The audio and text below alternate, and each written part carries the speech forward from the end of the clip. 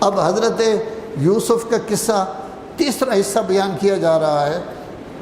حضرت یوسف صاحب اب بک گئے ہیں، غلام کی حیثیت میں آئے تھے، لوگ خرید کر رہے تھے۔ 6 سال کا 8 سال کا اتنا خوبصورت بچہ کہ کوئی اس زمانے میں جوان یا بچہ اتنا خوبصورت نہیں تھا، تو بادشاہ سلامت کے کارندے بھی خرید کرنے کے لیے آئے، عام لوگ بھی آئے، تو بادشاہ سلامت کے پاس تو پیسے زیادہ ہوتے ہیں، انہوں نے باقاعدہ پیسے دیے اور پیسے دے کر اس غلام کو خرید کر لیا۔ اس بچے کو عربی میں بچے کو ویسے غلام کہتے ہیں۔ خرید کر کے جب لے آئے تو اس زمانے میں بڑے بادشاہ کا جو چھوٹا کارندہ وہاں گورنر موجود تھا مصر کا، وہ اپنی بیگم صاحبہ سے کہنے لگا اس بچے کا خاص خیال رکھنا، اس کی بڑی عزت کرنا، اس کا ماں کی طرح جو ہے وہ خیال رکھنا۔ ایک تو یہ ہے کہ یہ کسی وقت ہمیں بہت زیادہ نفع دے گا، یعنی اس کے ذہن میں بھی آ گیا ہے کہ یہ عام بچہ نہیں ہے، اور دوسرا کہا ہے یہ ہم اس کو اپنا بیٹا بنا لیں گے۔ اس سے لگتا ہے کہ عزیز مصر کی کوئی اولاد نہیں تھی، تو اب وہ کہہ رہے ہیں اس کو ہم بیٹا بنا لیں گے، تو اپنی بیگم سے یہ کہہ دیا۔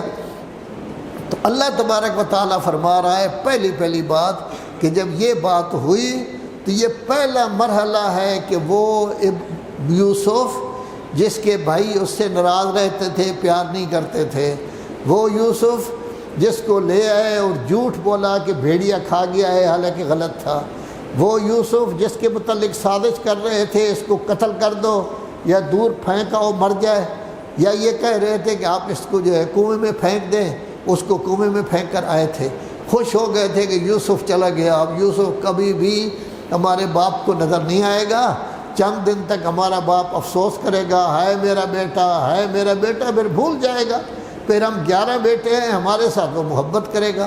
لیکن یوسف بھولے نہیں ہیں، یعقوب بھولے نہیں ہیں، بلکہ روتے روتے ان کی آنکھیں سفید ہو گئی۔ اللہ تبارک و تعالیٰ کیا فرما رہا ہے؟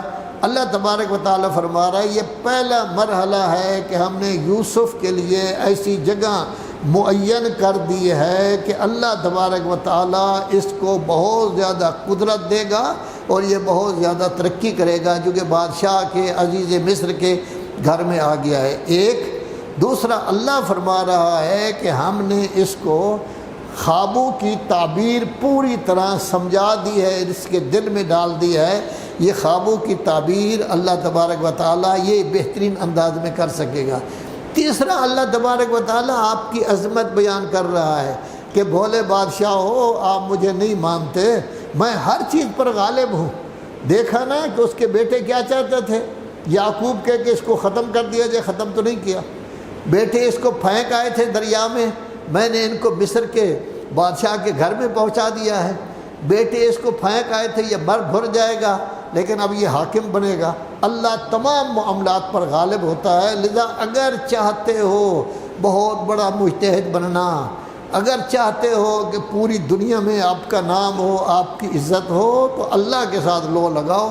جتنا اللہ کے ساتھ لو لگاؤ گے اتنا اللہ تبارک و تعالیٰ کیا کرے گا، اہمیت دے گا، عظمت آپ کو دے گا۔ تو پہلی بات کہ ہم نے یوسف کو قدرت والی جگہ پہنچا دیا۔ دوسری بات ہم نے ان کو خوابوں کی بہترین تعبیر جو ہے ان کے ذہن میں ڈال دی۔ تیسری بات اللہ کہہ رہا ہے کہ اللہ ہر چیز پر غالب ہے۔ چوتھی بات ہمارے لیے کہہ رہا ہے، ہم جو لوگ بیٹھے ہوئے ہیں نا اس وقت جامع المنتظر میں، علی مسجد میں مومنین بھی بیٹھے ہیں، سادات کرام بیٹھے ہیں، بزرگان بیٹھے ہیں، طلبہ کرام بیٹھے ہیں جن کے پاؤں کے نیچے فرشتے پر بچھاتے ہیں، علماء کرام بھی بیٹھے ہیں۔ اللہ فرماتے ہیں اکثر لوگ جانتے نہیں ہیں، میری عظمت کو نہیں جانتے، ان کو پتہ نہیں ہے کہ میں کیا کچھ کر سکتا ہوں۔ دیکھو یوسف کو پھینک آئے تھے، میں نے ان کو قدرت کے گھر میں پہنچا دیا کہ جہاں وہ بادشاہ بنے گا۔